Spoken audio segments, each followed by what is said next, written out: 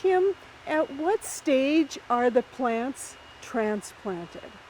Generally, as soon as they have a good root structure. Like I said, everything is 4 to 6 weeks to 8 weeks. So once they have a good root structure, we go ahead and bump them up.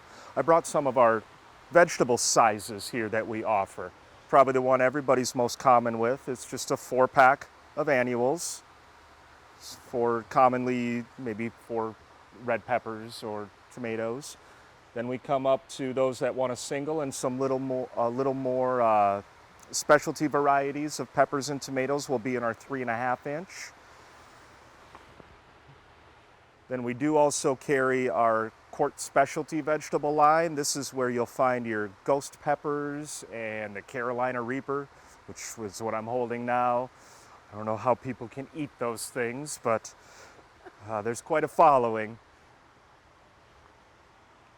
And then we do a 6-inch vegetable as well, 6-inch pepper and tomato as well, along with some patio tomatoes and peppers. Do the plants all get transplanted into the 4-packs and then get moved up to the bigger sizes, or do they get put directly into the bigger sizes? Most all of what we saw there with the vegetables, they come directly out of that plug, that small plug, and into their finished 4-pack or 6-inch. When we do our larger combination planters, we'll essentially plant that small cutting into about a 3.5-inch size, grow that on for just a few more weeks, and then put them in their final patio planter. On our soil line, our custom-made soil line, we have the ability to change the amendments that go into it. Generally, it's just a peat perlite mix. But that's where we add the controlled release fertilizer and the lime and maybe a couple other things depending on the crop. How about then when you get into the bigger sizes like the hanging baskets and this beautiful planter that you've got right here? Does that also have a different mixture then? Again, most all are the same. This size container and larger is where we'll use that bump up step. We'll put that smaller plug into a larger, and then it'll go into here, so they play nice a little quicker for us. Is the transplanting, is that done by hand, or do you again have a machine that can help with that? So the 1204 production is generally all done by machine.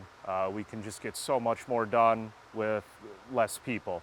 You get up to the 3.5-inch and larger, and that's all actually still done by hand. When you do all of that, how do you end up putting the tags in? Do you have a machine that does that, or does a person do that? So I've been here 24 years now, and I have yet to see a machine that can tag. So that is still a manual process. Do you have any issue with bugs or other pests here in the greenhouse? So we do have, just like at home, we just start a little earlier here. We do have the fungus gnats and the aphids and the shore flies. We generally can take care of those. It's the woodchucks and the gophers that'll come in and dig up the plants just after transplant and eat their stems off. How does that happen? I mean, you're in a greenhouse. It is just plastic, remember? Every animal's got a greenhouse key. How do you monitor for insects in a place this huge? So each section here has a section grower and then some helpers underneath them, and it's their job in each section to scout daily for bugs. We've got our crops that you survey first, then your secondary crops. If you find something there, you know you've got to explore a little bit more.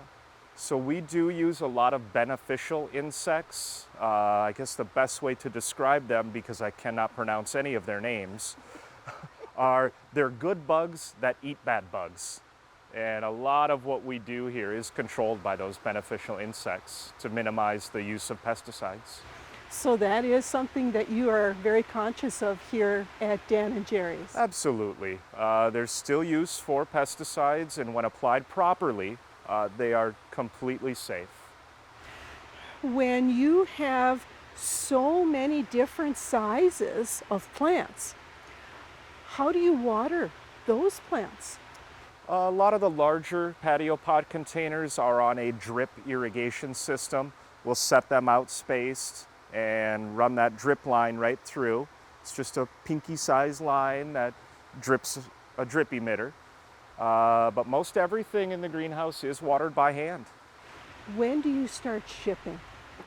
Shipping generally starts week 15, we call it, which is about mid to late April. Again, we're in the upper Midwest, so it's still not warm enough today to ship. And how do you determine what goes to which location?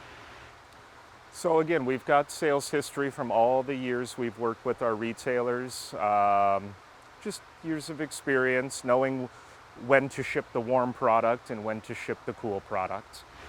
Do you have to package the plants at all to take into effect cold so they don't get damaged? Oh yes, all of our trucks, even now, as we're a week before Mother's Day, there's heaters in all the trucks. And at our retail locations, most all of them have a greenhouse with a supplemental heat inside. Do you use special trucks then?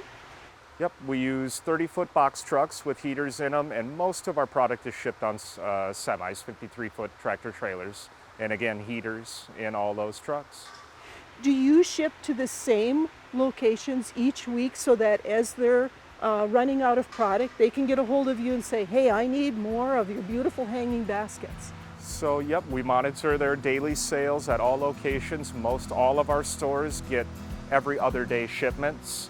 A lot of the larger stores in more populated areas, they will get daily shipments from us to keep that product fresh.